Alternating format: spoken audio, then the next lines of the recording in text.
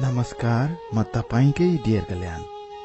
YouTube मार्फत मलाई सुनिरहनुभएका लाखौं लाख श्रोताहरूलाई डियर कल्याण च्यानलमा स्वागत गर्न चाहन्छु। यदि नयाँ कथा सुन्न चाहनुहुन्छ भने यो च्यानललाई सब्स्क्राइब गर्न नबिर्सनुहोला। र आजको कथा सुनाउने अनुमति माग्दै म यो कथा सुरु गर्न चाहन्छु। डियर कल्याण, बैंसले फक्रन लागेको इन्द्रेणी सपनाहरू बोकेर जब मन बादल पारी उड्न थाल्छ तब सपनाहरू च्याउ जस्तै उम्रन्छन् आकाशलाई छाती मानेर।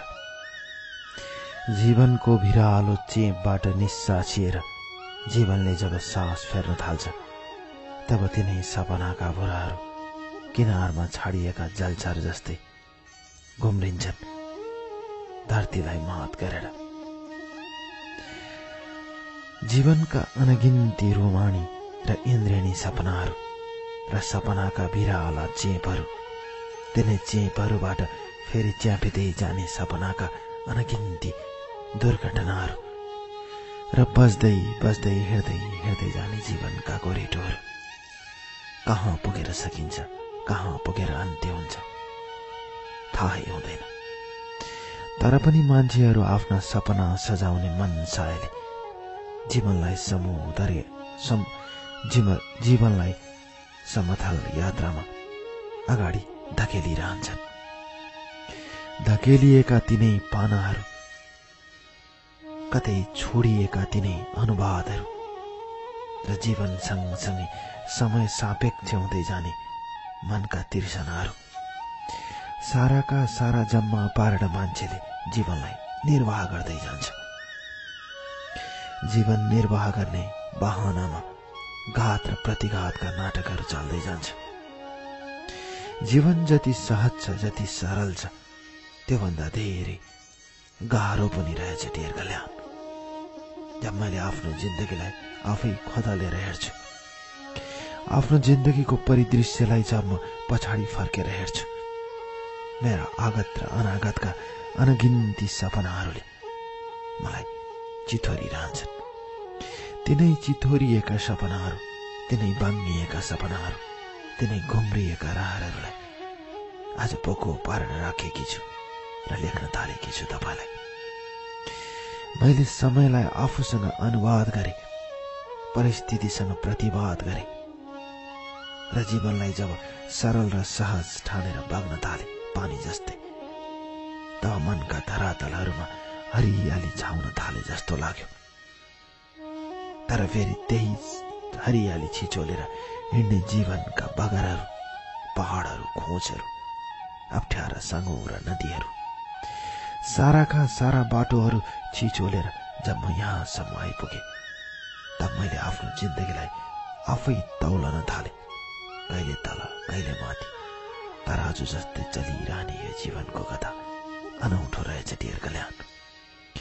म कहाँबाट सुरु गरौँ, कहाँ अन्त गरौँ, म आफैलाई थाहा छैन। तर पनि म लेख्न थालेकी छु मेरो कथा डियर कल्याण तपाईको लागि। विक्रम सम्वत 2038 साल भदौ 13 गते मेरो जन्म रामेछाप जिल्लाको मन्थलीमा भएको हो। म घरकी माइली छोरी हुँ।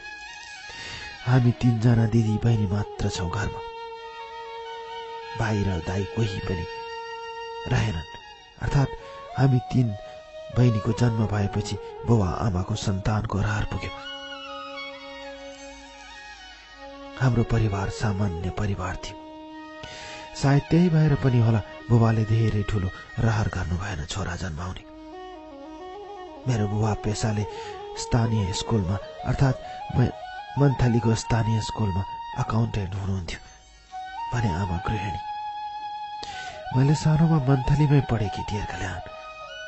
मेरो पढाइ ठिकै थियो, नराम्रो चाहिँ होइन तर ठिकै थियो।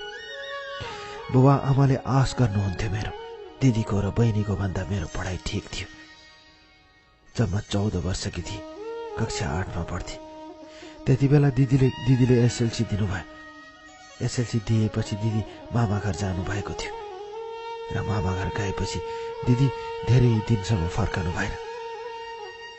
आमाले मामा घरमा सम्पर्क गर्दा थाहा भयो दिदी मामा घरबाट निस्केको 4 दिन भइसकेको थियो, तर दिदीको हत्तो पत्तो थिएन। पछि थाहा भयो दिदीले अन्तर्जातीय विवाह गरेर त्यहीँबाट घर छोडेर जानुभयो। त्यही भएर बुबा आमाले मलाई र बहिनीलाई असाध्यै कडा व्यवहार गर्नुहुन्थ्यो दिदीको कारणले। दिदीप्रति बुबा आमाको मन अत्यन्तै दुखेको थियो। किन दुख्यो हामीलाई सुनाउनु हुँदैन थियो, भन्नु हुँदैन थियो। भन्नुहुन्थ्यो तिमीहरूले पढ्नुपर्छ, अरू कुरा सुन्नु हुँदैन। हामीलाई पनि त्यस्तै लाग्थ्यो, हामी पढेर बुबा आमाको सपना साकार पार्नुपर्छ, त्यही सोच्थ्यौँ म र बहिनीले, किनकि सबै कुरा प्रत्यक्ष हामीले देखेका थियौँ। त्यसैले दिदीको अन्तर्जातीय विवाहको घोर विरोधी हुनुहुन्थ्यो बुबा आमा र हामी पनि। करिब 5 वर्षसम्म दिदीलाई घरमा आउने अनुमति मिलेन। दिदी नाजुक हुँदै जानुभयो, दिदीलाई गाह्रो हुँदै गयो। दिदी कैयौं पटक बिरामी हुनुभयो माइतीको सम्झनामा, तर बुबा आमाको कठोर मन पग्लेन। 5 वर्षपछि मात्र पहिलो पटक बिनाजुले हाम्रो घर प्रवेश गर्नुभएको। यसरी दिदीको कारणले हामी बुबा आमाको निगरानीमा अत्यन्तै कडाइका साथ हुर्कदै गयौँ। मेरो बुबाको 2 जना भाइ हुनुहुन्थ्यो। एकजना जनकपुरमा कार्यरत हुनुहुन्थ्यो, उहाँ जानकी मन्दिरभित्र काम गर्नुहुन्थ्यो प्रशासन फान्डमा, र अर्को कान्छो भाइ काठमाडौँमा बसेर बिमा संस्थानमा जागिरी हुनुहुन्थ्यो, बिमा संस्थानमा काम गर्नुहुन्थ्यो। यसरी दिनहरू बित्दै गए ढेर कल्याण। म 8 कक्षाबाट 9 कक्षा प्रवेश गरेँ, 9बाट 10 कक्षा प्रवेश गरेँ। विक्रमसम्म 2054 सालमा मैले एसएलसी दिएकी थिएँ ढेर कल्याण। एसएलसी पछिका दिनहरू मेरा लागि त्यति सौहार्दपूर्ण बनेनन्, किनकि बुबा आमाले मलाई एसएलसी पछि झन् निगरानी बढाउँदै जानुभयो। मेरो लागि गाह्रा थिए ती दिनहरू। मन्थली बजारमा निस्कँदा पनि बुबा आमामा प्रति कुनै भरोसा नभए जस्तो लाग्थ्यो, तर मैले बुबा आमालाई भरोसा दिलाउन चाहन्थे। त्यसैले म आज्ञाकारी थिएँ ढेर कल्याण। समय गुज्रदै गयो, जसो तसो मन्थलीका दिनहरू बित्दै गए ढेर कल्याण। विक्रमसम्म 2054 सालमा एसएलसीको रिजल्ट आयो। त्यति बेला मैले बुबा आमालाई भनेको थिएँ मैले प्रथम श्रेणीमा पास गरेँ भने म काठमाडौँ पढ्न जान्छु। मैले काका काकीसँग भन्थे र काकीले मलाई काठमाडौँ बोलाउँछु भनेर बाचा पनि गर्नुभएको थियो प्रथम श्रेणीमा पास भयो भने। समयले, भाग्यले अथवा आवेगले मैले एसएलसी प्रथम श्रेणीमा पास गरेँ ढेर कल्याण। एसएलसी प्रथम श्रेणीमा पास गरेपछि मेरा खुसीका पर्दाहरू खोल्न थाले। पर्दाविहीन कोठा जस्तै उज्यालो र सफा लाग्ने आफ्नो जिन्दगीको कथा म कहाँबाट सुरु गरौँ ढेर कल्याण। विक्रमसम्म 2054 सालको एसएलसीमा प्रथम श्रेणीमा पास भएपछि बुबा आमाले खुसी साथ मलाई काठमाडौँ पढाउने निर्णय गर्नुभयो र मेरो जीवनको यात्रामा म मन्थलीबाट नेपालको राजधानी काठमाडौँ आउने निश्चित भए। त्यति बेलाका खुसीहरू, त्यति बेलाका रहरहरू यति विघ्न थिए ढेर कल्याण। म कसरी सुनाउँ तपाईँलाई मेरो कथा, बस कसरी सुनाउँ।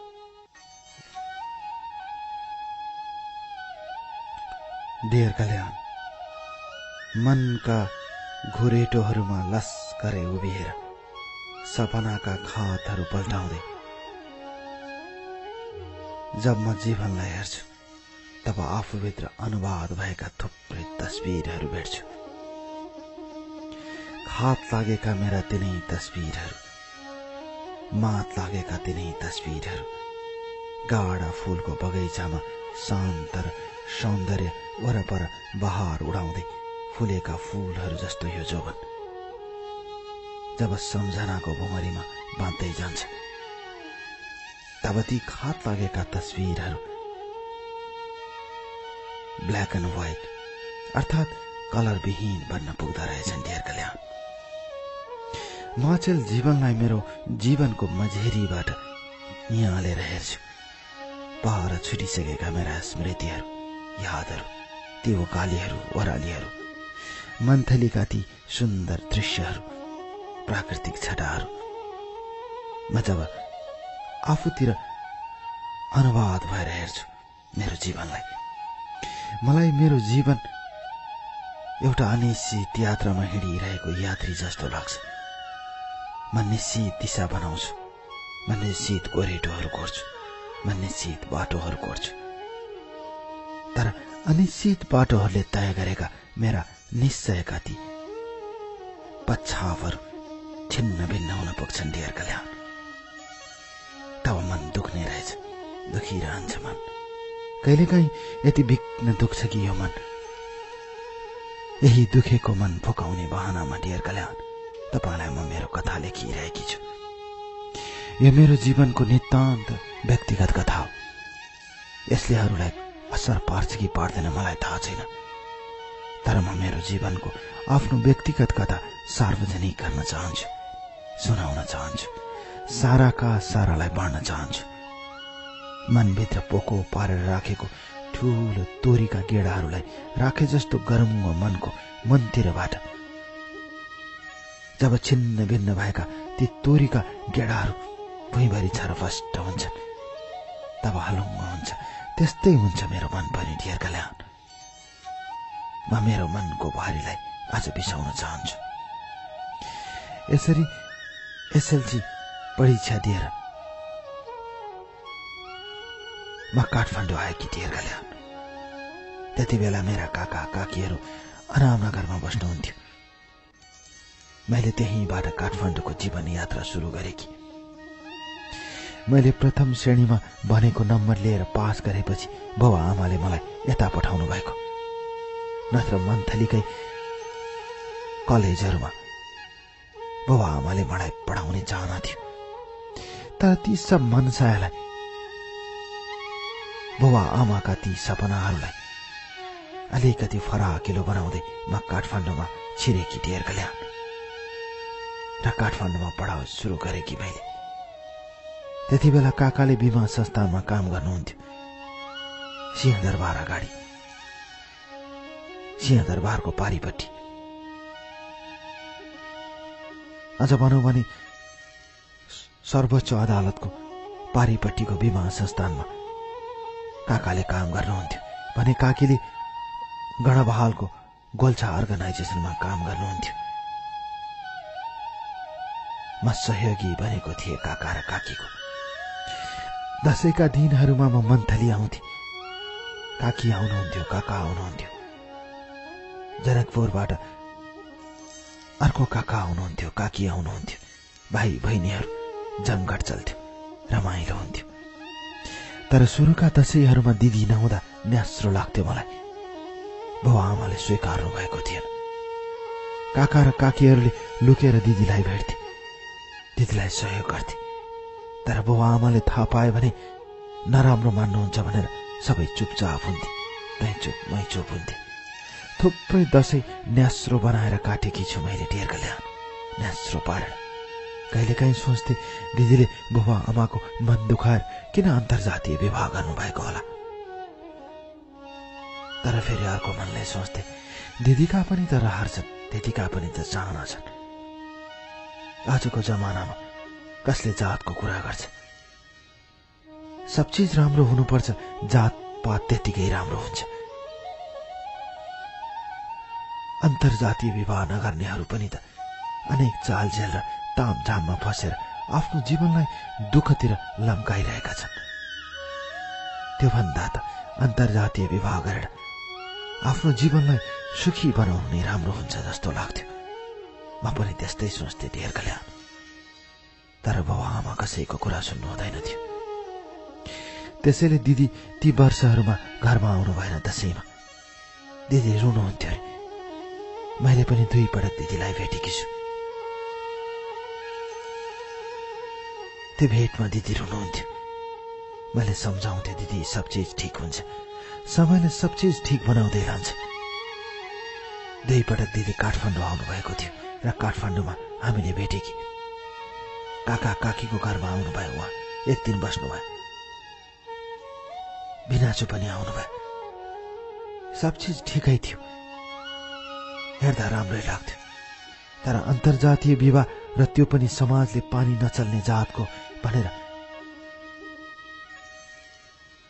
जुन हल्ला फैलाएको थियो, त्यहीमा बहकिँदै मेरो परिवारले दिदीप्रतिको दृष्टिकोणमा परिवर्तन गरेको थियो। अर्थात् दिदीलाई घरभित्र पस्न नदिने अठोटमा मेरो परिवार बसेको थियो, विशेष गरी बुबाआमा।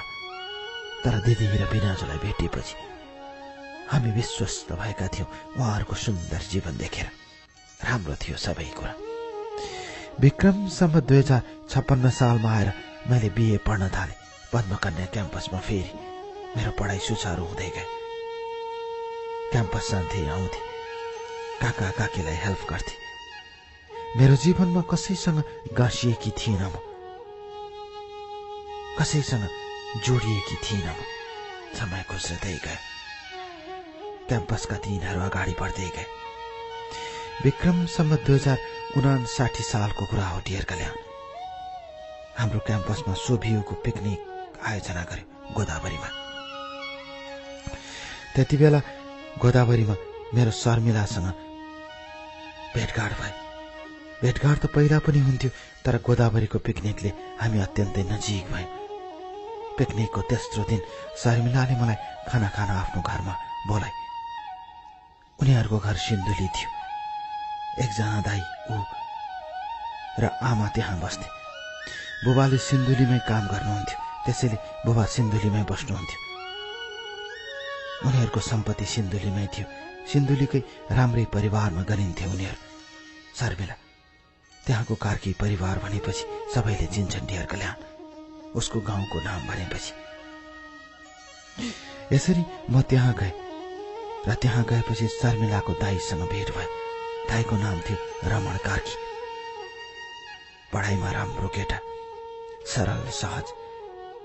मेरो रमणसँग बिस्तारै बिस्तारै चिन्जान हुँदै गयो। मैले दाई भन्थे पहिला, तर रमणले अप्ठ्यारो मान्थ्यो। एक दिन रमणले मुख खोलेरै भने, मलाई किन दाई भनेको?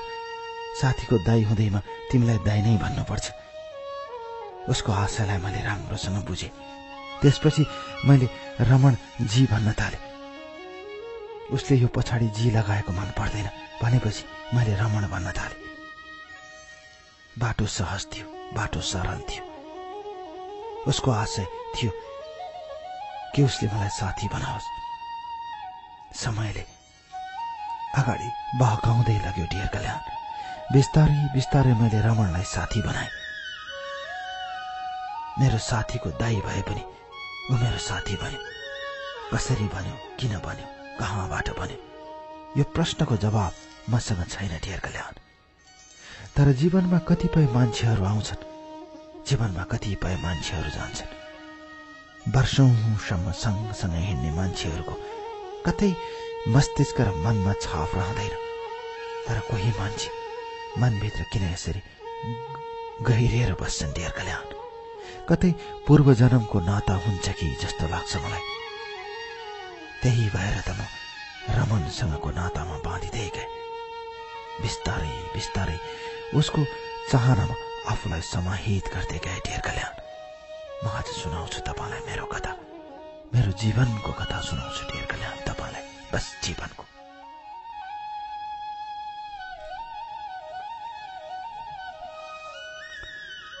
डियर कल्याण, आकाशका ताराहरू झारेर जिन्दगीलाई सजाउने सपना देख्नेहरूलाई, धरतीका फूलहरू सारेर पिरतीका खेलहरूको झुण्डलाई मेट्नेहरूलाई, समयले, आवेगले र भाग्यले कसरी लखेर्दै जान्छ म सुनाउन चाहन्छु आज तपाईलाई। देखिएका सपनाहरू, भेटिएका यथार्थहरू बीचको जुन धरातल छ डियर कल्याण, त्यो यति भयानक छ कि हामी कल्पना गरेर सोच्न सक्दैनौं। मान्छे जे सोच्छ त्यो नहुँदो रहेछ, मान्छे जे परिकल्पना गर्छ त्यो नभेटिदो रहेछ। सबै कुरा मान्छेको जिन्दगीमा पुग्ने भए सबै कुरा मान्छेलाई जीवनमा पुगिसरी आउने भए सायद मान्छे 500 वर्ष बाँच्थ्यो होला। यो छटपटी, यो अनिन्द्रा, यो बेचैनी, यो त्याग, यो तपस्या, यी सब कुराले मान्छेलाई गाल्दै लान्छ र मान्छे गाल्दै जान्छ। गल्दै जाने जीवनका कथाहरू, सुस्ताउँदै जाने जीवनका व्यथाहरू र यतै कतै सुस्ताएर बसिरहने ती जीवनका प्रीतका गाथाहरू कसरी सुनाऊ म डियर कल्याण, कसरी व्यक्त गरौं? अव्यक्त मनका धारीलाई छेउहरूबाट हिँड्नु पर्ने र ती धारहरूमा आफ्ना पाइतलाहरूले टेकेर हिँड्नु पर्ने यो जीवनको कठिन यात्राको राम कहानी म तपाईलाई सुनाउँछु। ती दिनहरूमा रमन बाग बजारमा आउँथ्यो पढ्न। ऊ जापानिज भाषा धेरै राम्रोसँग पढिरहेको थियो। ऊ भन्थ्यो कुनै भाषा सिक्दा अप्ठ्यारो हुँदैन। म भन्थे किन यो जापानिज भाषा सिक्न थालेको? ऊ भन्थ्यो होइन यत्तिकै सिक्न थालेको। तर मैले उसको बहिनीबाट थाहा पाएको उसलाई जापान पढ्न जाने ठूलो रहर छ, त्यसैले उसले त्यसो गरिरहेको छ। म केही बोल्दैन थिएँ। बाग बजारका दिनहरूमा ऊ आफ्नो पढाइ सकेर लुसक्क पद्मकन्याको क्याम्पसको गेट अगाडि उभिन्थ्यो। टुक्रुक्क लागेर उभिरहेको म देख्थेँ। जब म पढाइ सकेर बाहिर निस्कन्थेँ ऊ मलाई कुरिरहेको हुन्थ्यो। मलाई भेट्न साथ भन्थ्यो के खाने, चिया खाने, खाजा खाने, के छ कसो छ, ऊ सबै कुरा सोध्थ्यो। हेर्दा व्यावहारिक जस्तो लाग्थ्यो डियर कल्याण। रमण अग्लो केटा थियो र गोरो थियो। मुख अलिकति नमिले जस्तो देखिए पनि उसको उचाइ र उसको शरीरको बनावटले ऊ मलाई सुन्दर लाग्थ्यो, अरूलाई जे जस्तो लागे पनि। एक दिनको कुरा हो डियर कल्याण। त्यति बेला बाग बजारको पढाइ लगभग सकिएको थियो। एक्जाम तयारी गरेर परीक्षा पनि दिइसकेको थिएँ मैले। र त्यति बेला बाग बजार क्याम्पसमा आएको बेला उसले मलाई भनेको थियो म जापानको लागि अब अप्लाई गर्दैछु। मेरो भिजा लाग्यो भने म जापान जान्छु अनि तिमी पनि आउनुपर्छ ल। म भन्थे सपना नदेखो, यथार्थमा जे हुन्छ म त्यसैलाई स्वीकार्छु। डियर कल्याण, विक्रम सम्वत 2060 सालको उसको जन्मदिनको अवसरमा अर्थात् विक्रम सम्वत 2060 सालको भदौ 18 गते उसले मलाई आफ्नो डेरामा बोलायो। उसको डेरा लाजिमपाटमा थियो। लाजिमपाटको होटल रेडिसनको नजिकै थियो उसको डेरा। ऊ त्यहीँ बस्थ्यो। बहिनी र आमासँग बस्थ्यो। आमाले सबै हेरचाह गर्नुहुँदो रहेछ तिनीहरूको। छोराछोरीको हेरचाह राम्रो होस् भनेर रमणको बुवाले आमालाई काठमाडौँ पठाउनु भएको रहेछ। बुबा दुःख सुख गरेर त्यतै जिल्लातिर बस्नु हुँदो रहेछ, सिन्धुलीमा। र म उसको बर्थडेमा गएपछि त्यहाँ थुप्रै उसका साथीहरू आएका थिए। र त्यति बेला रमणले विशेष रूपमा मलाई परिचय गरायो आफ्नो साथी भनेर। बहिनीको साथी तर अहिले मेरो साथी भएको भनेर उसले परिचय गरायो। सबैजना हाँसे र खुसीले ताली बजाए। यसबाट सिधै अनुमान लाउन सकिन्थ्यो कि हामी एकअर्कोलाई चाहन्छौँ भन्ने कुराको परिचय हामीले सबैलाई दिइसकेका छौँ। धेरै परिचय दिनु पर्दैन। समय गुज्रदै गए डियर कल्याण। उसले भिजा अप्लाई गर्ने तयारी गर्दा गर्दै महिनौ बित्यो र विक्रम सम्वत 2061 सालमा आएर उसले जापानको भिजा पायो, विद्यार्थी भिजा। उसको ल्याङ्ग्वेज राम्रो थियो। उसले मलाई कतिपय जापानिज ल्याङ्ग्वेजहरू सिकाइसकेको थियो, अर्थात् सिकाउनुको अर्थ बोलीचाली र व्यवहारमा प्रयोग हुने शब्दहरू उसले मलाई सुनाउँथ्यो। मलाई अचम्म लाग्थ्यो यति मेहनत गरेर किन रमणले यसरी पढेको होला। तर उसले आफ्नो पढाइमा सफलता देखायो र उसले त्यहाँको भिजा पायो, अर्थात् जापानको पढ्नको लागि विद्यार्थी भिजा पायो। विक्रम सम्वत 2061 सालको असार महिनामा ऊ जापान उड्ने भयो। असारका दिनहरू काठमाडौँमा असाध्यै बाक्लो वर्षात हुन्थ्यो। काठमाडौँको हिलो चैत महिनामा उड्ने धुलोलाई लपक्क पानीले छोपेर हिलोमा अनुवाद गरेको थियो। हेर्दा जताततै हिलो भेटिन्थ्यो। हिलोलाई छलेर हामीले काठमाडौँका गल्लीहरूमा थुप्रै बाटो काट्यौं। हिलोबाट बचेर हामीले काठमाडौँका थुप्रै गोरेटोहरूमा हिँड्यौं। तर हिँड्दा हिँड्दै हिलोले छ्यापिएका हाम्रा लुगाहरू प्रीतले छ्यापिएका जस्तै उज्याला र रङ्गीन लाग्थे। ती दिनहरूमा रमणले भन्थ्यो, तिमी पनि जापान आउने। जापानको टोकियो शहरमा बसेर हामीले जीवनका सपनाहरू बाँध्नुपर्छ। ऊ यता सुनाउँथ्यो, उता सुनाउँथ्यो। मलाई अचम्म लाग्थ्यो। साँच्चै जिन्दगी यस्तै रङ्गीन छ कि जस्तो लाग्थ्यो ढेर कल्याण। जिन्दगी उसले भनेको जस्तै सुकुमार छ कि जस्तो लाग्थ्यो। जिन्दगी उसले सजाए जस्तै मिठो र सौहार्दपूर्ण छ कि जस्तो लाग्थ्यो। उसको सौहार्दपूर्ण व्यवहारबाट म यति पग्लिसकेकी थिएँ कि ऊ बिनाको जिन्दगी मेरो लागि असम्भव थियो। र विक्रम सम्वत 2061 सालको असारको दोस्रो हप्ता ऊ जापान उड्यो ढेर कल्याण। उड्ने दिन एयरपोर्टमा थिएँ म। उसलाई देख्न साथ विदाईका हात हल्लाउँदा हल्लाउँदै म रुन थालेछु। मेरा आँखाबाट आँसु निरन्तर बगिरहे। ऊ जापानको लागि अन्तर्राष्ट्रिय विमान स्थलभित्र छिर्यो ढेर कल्याण। मैले मेरो रमणलाई हेरिरहे। ऊ ओझेल नहुँदासम्म मैले हात हल्लाइरहे। मेरा हात अनवरत रूपमा मेसिन जस्तै हल्लिरहेका थिए र आँखाबाट एक किसिमले आँसु झरिरहेको थियो ढेर कल्याण। निरन्तर झरिरहे मेरा आँसु। बस मेरा आँसु झरिरहे। त्यो दिन जीवनमा कहिल्यै पनि बिर्सिन नसकिने मेरो त्यो दिनमा आँसु झरिरहे। बस आँसु। ढेर कल्याण। खुला आकाश मुनिको यो संसारमा जम्मा आफ्ना पीरतीका थोगाहरू रोपेर जीवनलाई सुकुमार बनाउने सपना बाँधेर बसिरहेकी थिए। त्यति बेला त्यही पीरतीका थोगाहरूमा असिना परेको पत्तै पाइन मैले। असिना झरेको यादै भएन मलाई। यादहरूमा आइरहने अनगिन्ती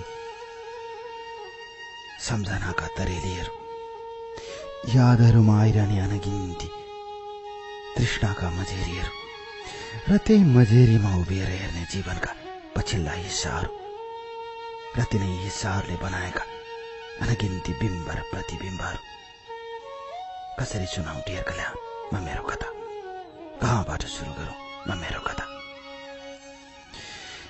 यसरी रमणलाई विदा गरे मैले। रमणलाई विदा गरेको कुरा एक कान दुई कान मैदान हुँदै मेरो घरमा पुगेछ। विशेष गरी काकीले यो कुरा पुर्याउनु भयो। पुर्याउनु जरुरी पनि थियो, किनकि बुबा आमा विवाहको लागि केटा खोज्ने तयारीमा हुनुहुन्थ्यो। तर मैले रमणसँग आफ्नो जीवनको सहयात्रा तय गरेको कुरा मेरो घरसम्म पुग्यो। विक्रम सम्वत 2061 सालको दशैंमा म मन्थली गए। मन्थली जाँदा बुबाले सम्झाउनु भयो, छोरी विवाह गर भनेर। आमाले सम्झाउनु भयो। भर्खरै रमणलाई जापान पठाएकी म कसरी अर्को मनमा डेरा सरेर जीवन काट्न सक्छु ढेर कल्याण? मैले सकिनँ।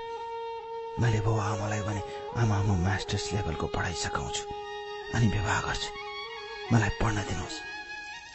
मसँग बलियो तर्क थियो। त्यसैले मेरो बुबा आमाले मलाई केही गर्नु भएन।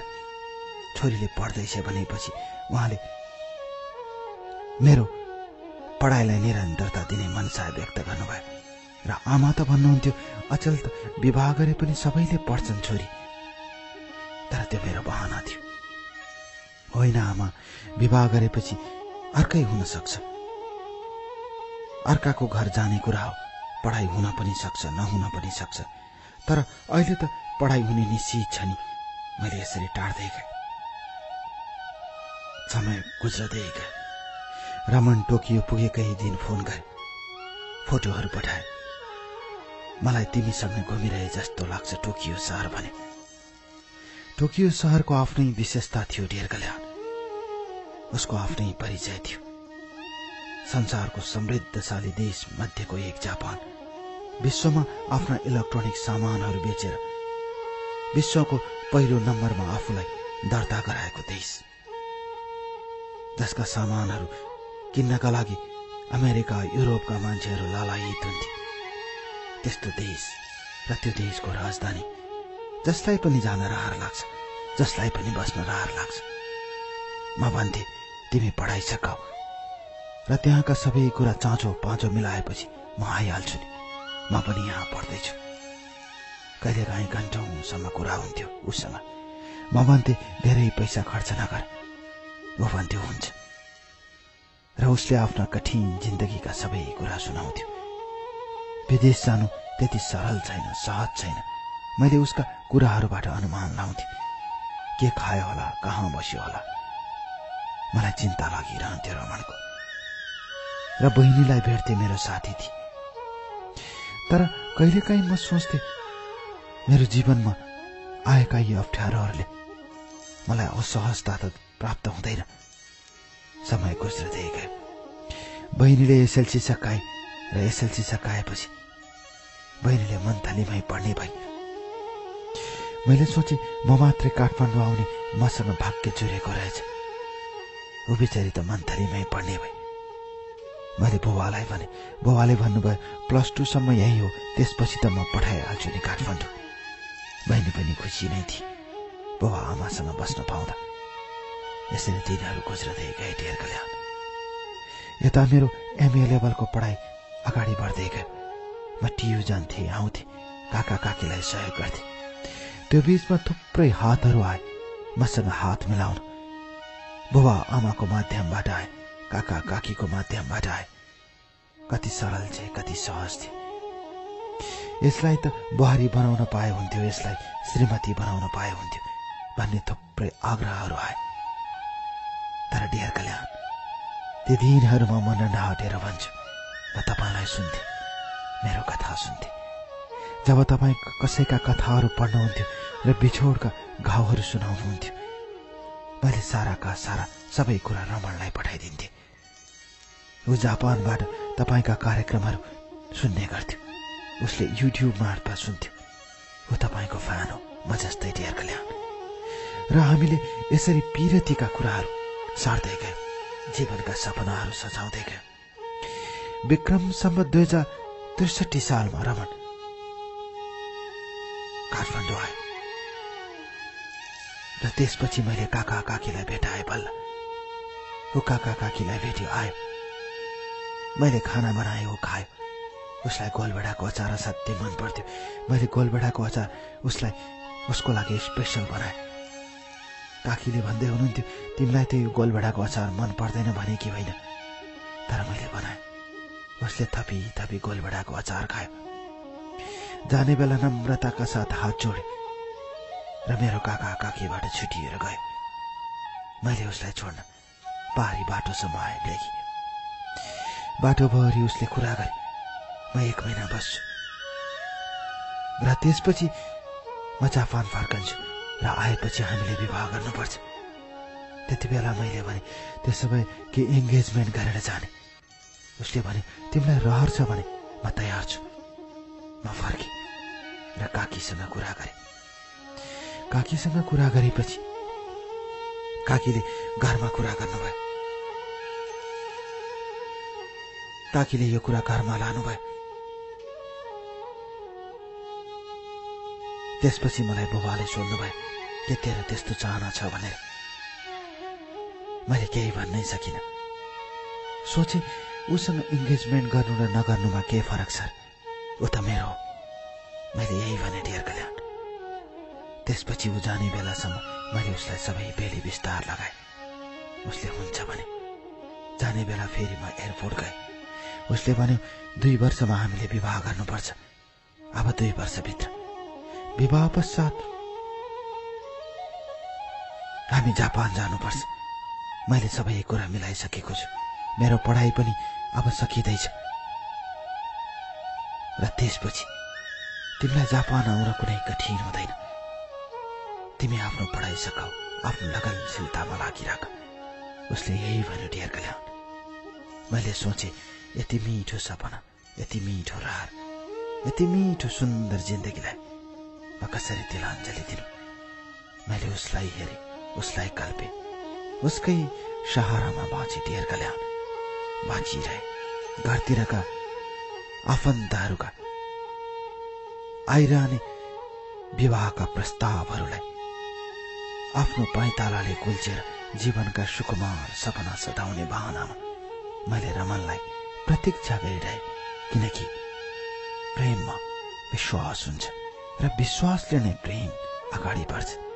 मैले प्रेमलाई अगाडि बढाइरहे र रमनलाई आफ्नो हृदयभित्र राखेर जीवनको यात्रामा उसको प्रतीक्षाका दिनहरू बिताइरहे डियर कल्याण। बस बिताइरहे।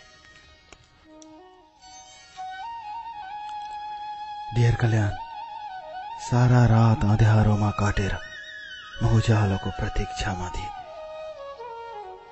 सारा रात अँध्यारोमा उलेर म उज्यालोको आगमनमा बाँचिरहेकी थिएँ। मेरा जीवनका अँध्यारा पक्षहरू, मेरा जीवनका असहज पक्षहरूलाई हटाएर रमनको आगमनमा मैले जीवनलाई कैद गरेकी थिएँ। विक्रम सम्वत 2063 सालको दशैंमा मन्थली पुग्दा देशमा शान्ति र सुव्यवस्था कायम हुन्छ भन्ने सपना थियो। पहिलाका दिनहरूमा मन्थलीको सुरक्षा व्यवस्था राम्रो थिएन। जनताहरू असुरक्षित थिए। तर 63 सालको दशैंमा पुग्दा देशमा शान्ति र अमन चैन छाइसकेको थियो। अर्थात् द्वन्द्वबाट निस्किएको देशमा अलिकति राहतको अनुभव गरिरहेका थिए मानिसहरूले। र त्यो साल मन्थलीमा असाध्य धेरै मान्छेहरूको जमघट रह्यो दशैं मनाउन आउनेहरू। अघिल्ला वर्षहरूमा द्वन्द्वमा फसेकोले देश मान्छेहरू दशैं मनाउन डराउँथे।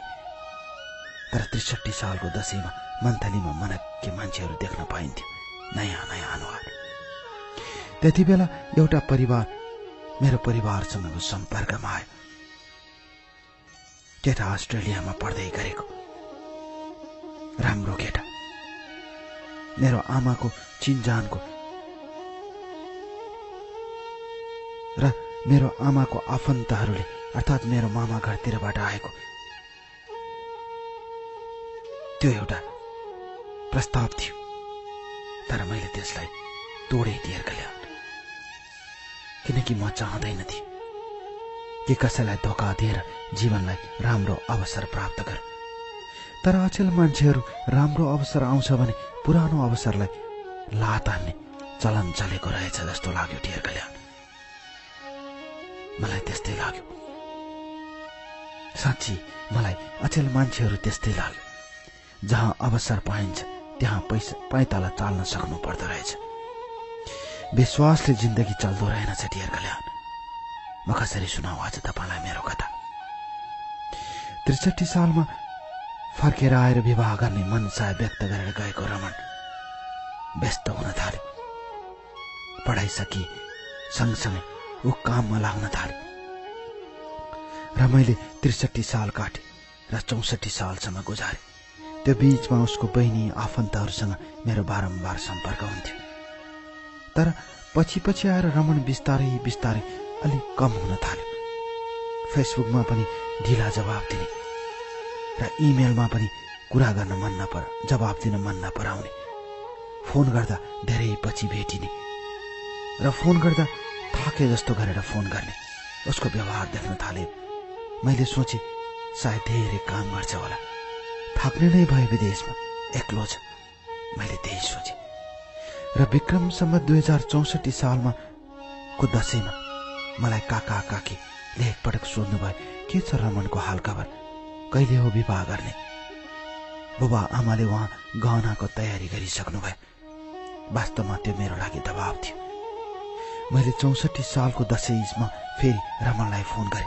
तिमी यो दशैंमा आउँछौ कि आउँदैनौ र किन आएनौ भनेर। दशैं अगाडिको कुरा, उसले म आउन भ्याउँदैन भन्यो डियर कल्याण। मैले चुपचाप चाहिँ 64 साल लाग्यो। 64 सालमा मैले उसलाई कुर्नु बाहेक अर्को उपाय थिएन। म मन्थली जान्थे। आफ्नो पढाइ सकिसकेको थिए, मास्टर्स लेभलको पढाइ। अब के गर्ने, कलेज पढाउँ कि अथवा के गरौँ सोच बनिरहेको थियो। त्यति बेला काका मार्फत एउटा प्राइभेट कम्पनीमा जागिर गर्न थाले। प्राइभेट कम्पनी के भनौँ नि थियो, त्यसमा काम गर्न थाले।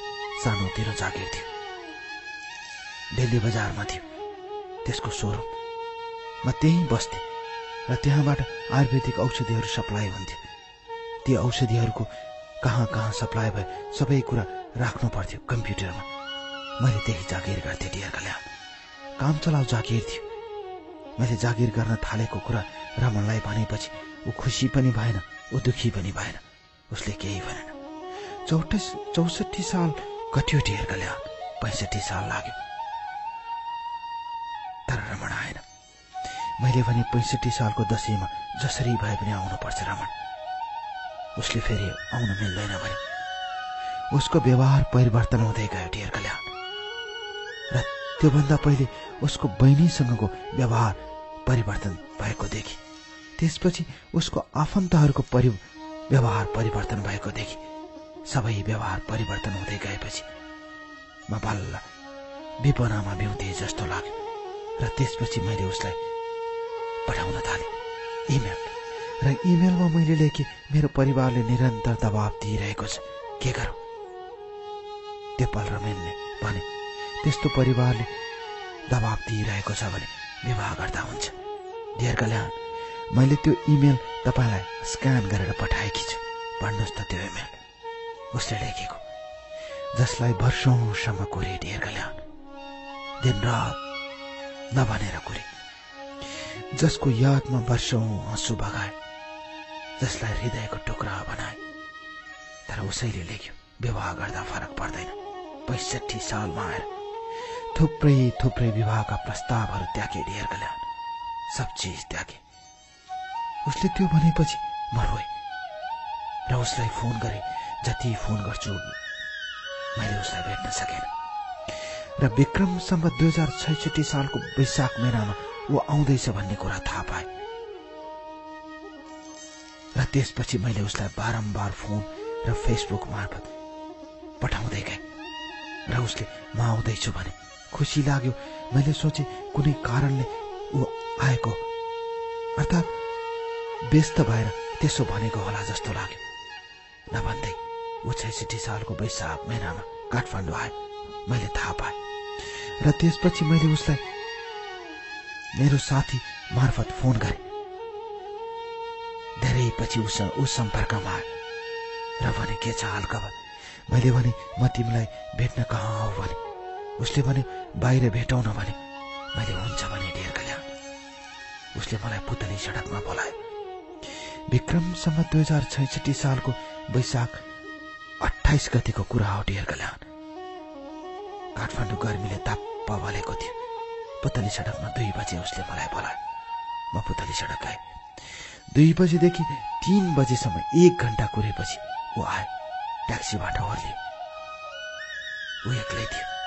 कालो चस्मा लगाएको थियो उसले र मेरो नजिक आयो। र पहिलो प्रश्न उसले गरे, मलाई किन बोलाएको डियर कल्याण। त्यति बेला त म यस्तो भयो कि मानौ मेरो धरती सारा काँपे जस्तै भयो। म काँप्न थालेँ। खलखली अनुहारबाट पसिना झरे। मैले पुतली सडकको छेउको घर समाउँदै भने, तिमी सन्चै छौ। उसले सिधै भने, सन्चै छु भन्नु पर्यो। मैले भने, व्यस्त छौ कि। मैले यही प्रश्न गरेँ। उसले, हो मलाई साथीकोमा जानुपर्नेछ, केही काम थियो कि भनेर उसले प्रश्न गरे। यति रिस उठ्यो डियर कल्याण। सोचे तलको चप्पल निकालेर एकपटक गालामा हिर्काइदियो। तर वर्षौंसम्म प्रतीक्षा गरेको उसको माया लाग्यो र आँखाबाट तर आँसु झर्यो। आँसु पुछे, र छेउको एउटा कफी पसलमा छिर्यौं। कफी पसल जस्तो थियो, तर भित्र सबै कुराहरू राखिएको थियो। भित्र छिर्न साथ उसले भन्यो, छ्या कस्तो गनायो, अर्को ठाउँ जाऊ। ऊ त्यहाँबाट बाहिर निस्क्यो। हिजोसम्म काठमाडौँका ससाना गल्लीहरूमा भट्टी पसल जस्ता लाग्ने चिया पसलमा घण्टौँसम्म बसेर तिमी बिनाको जिन्दगी अधुरो हुन्छ भन्दै रुने रमनलाई अब काठमाडौँका पसलहरू गनाउन थाले। डियर कल्याण, मान्छे कसरी परिवर्तन हुन्छ म आज तपाईँलाई सुनाउँछु। र ऊ त्यहाँबाट निस्किएपछि पुतली सडकको फराकिलो यतातिरको कुमारी रेस्टुरेन्टमा छिर्यौं हामी।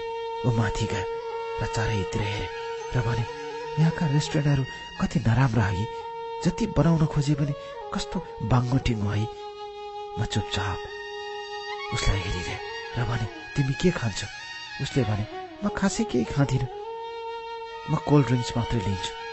तर मलाई यहाँको कोल्ड ड्रिङ्क्समा पनि विश्वास लाग्दैन। धेरै समाचारहरू आइरहन्छन् यहाँको कोल्ड ड्रिङ्क्समा पनि मिक्सअप हुन्छ भनेर। कस्तो नराम्रो है? उसले प्रश्न गर्यो। डियर कल्याण, म त उसलाई हेरेको हेरे भए अगालोमा बाँधेर तिमी बिना बाँच्न सक्दैन भन्ने उसले गरेका कुराहरू सुन्दा छक्क परे।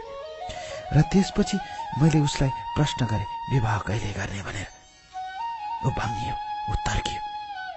ऊ कतिखेर त्यहाँबाट निस्कौँ जस्तो भइरहे। म त्यहाँ बसेर धुरु रोएँ।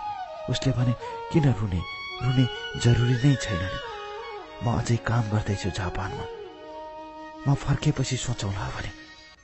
म रोएँ। डियर कल्याण, उसको हात समाउन खोजे तर ऊ परिवर्तन भइसक्यो रहेछ।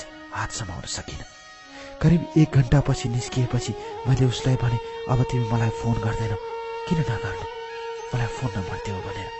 उसले आफ्नो सेलफोनमा मेरो फोन नम्बर लिए। पहिलोचोटि परिचय भए जस्तै र ऊ त्यहाँबाट गयो। डियर कल्याण, त्यसपछि मैले उसलाई लाख भेट्ने कोसिस गरेँ। उसले फोनमै टाढ्यो। म रोइरहेँ। डियर कल्याण, र यो साराका सुरा कुरा काका काकीलाई भने, गएर आमा बुबालाई भने। त्यसपछि मैले उसलाई बिर्सनु बाहेक अर्को उपाय थिएन। र 68 सालमा गएर मैले विवाह गरेँ। मेरो श्रीमान कलेज पढाउनुहुन्छ। मैले उहाँलाई कतिपय कुराहरू ढाँटेकी छु। उहाँको घर तराईमा हो।